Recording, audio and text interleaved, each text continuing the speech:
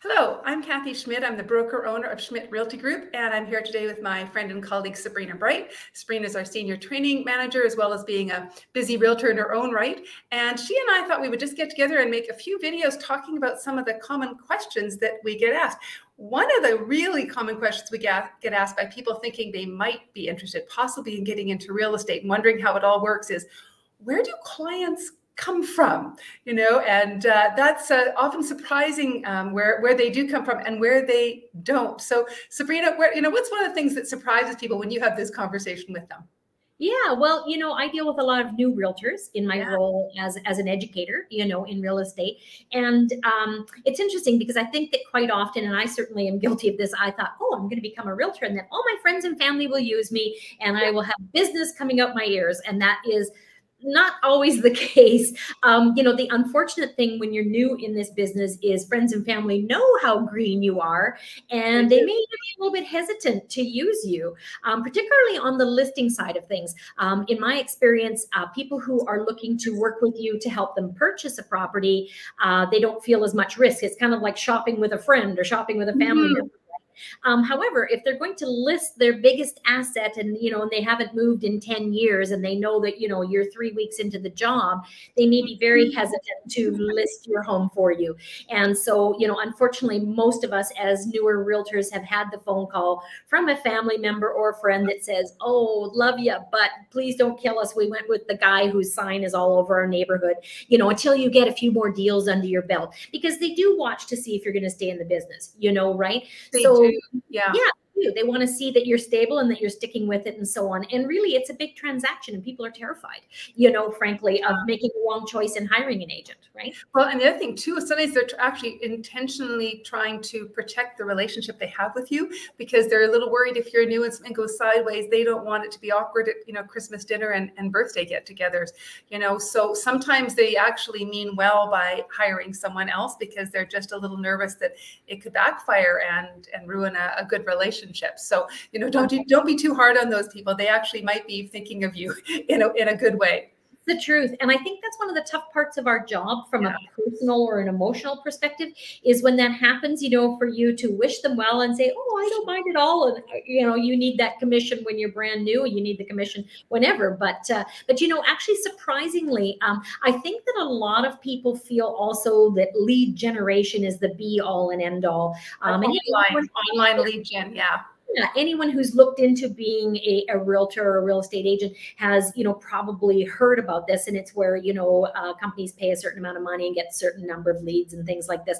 In my experience, that's not as effective as actually being well, we kind of, at our brokerage, we call it being one ring out. You want to have referrals from people who already think you're great. So if they have worked with you for the last 10 years in the office and now they see you're an agent and someone mentions to them, oh my gosh, we've got to sell the house, we're having twins. They go, oh my gosh, you want to call my friend Kathy Schmidt. She's awesome, right? And that's where a lot of really nice business comes from because they all kind of familiar with you a little bit. They feel more comfortable because someone has recommended you.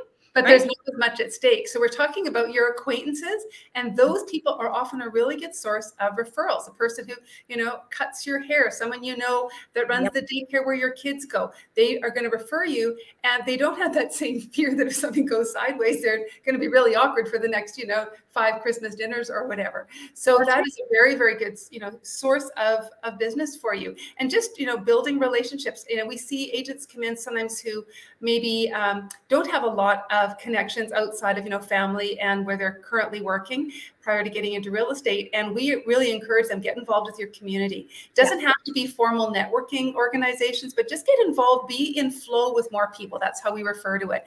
You don't have to run around and hand out your business card. Just be involved with people where you have a common interest, maybe, whether it's volunteering or hobbies or whatever. And over time, people will just get to know you and like you. And in conversation, it'll come out that you're in real estate. And then you build the relationship first, because real estate's built on trust. And, relationships are built on trust. So really, you want to have more relationships where people know you, like you, and have good reason to trust you. Totally. And, to me, if they trust you or they like you or they see you in action in another realm of your life, they're more inclined to have you top of mind when someone, brings up the fact that they need an agent or something. You touched on something really important there, Kathy, about community and that sort of thing. It doesn't mean you have to become Mother Teresa, right? But, I think of agents that have come to work with us over the years that perhaps are new to the city, new to the area. I mean, where do they start their career if they don't have anyone? So I've always recommended, it's got to be something that's genuine and is authentic to you. Like, don't go cuddle babies, at the hospital as a volunteer job if you hate children, right?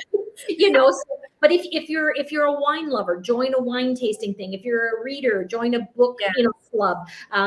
These kind of things, volunteer, whatever, that sort of thing. That really makes a difference, because those people, as you're casually doing what you're doing, of course you're there to do what you're there to do, but it will come up. What do you do for a living? Oh, actually, I'm in real estate. Next thing you know, they go, well, my brother's thinking about selling his place. Do you work on the south side? Do you work in Devon?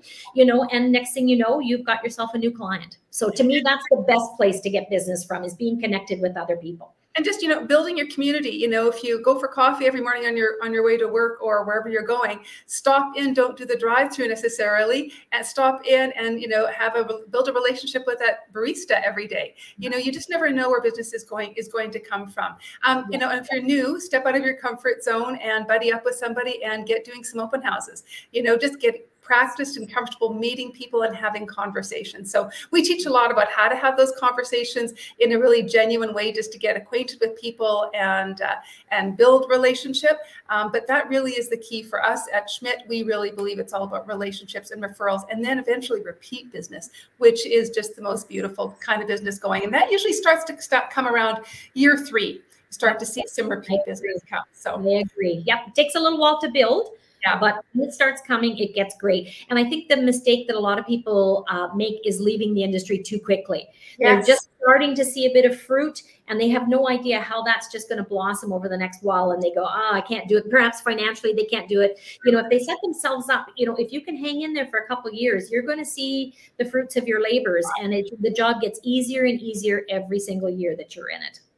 Well said. It is a long game, and when you build a long game, then you have business just coming to you over the years, and it's lovely. So if that's piqued your interest at all, feel free to reach out to either Sabrina or myself. Our email addresses are there. We're always happy to chat about real estate and answer any questions you might have. Check back here at our YouTube channel. We're always adding content, and we'd love to hear from you.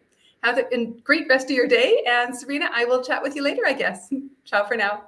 Take care.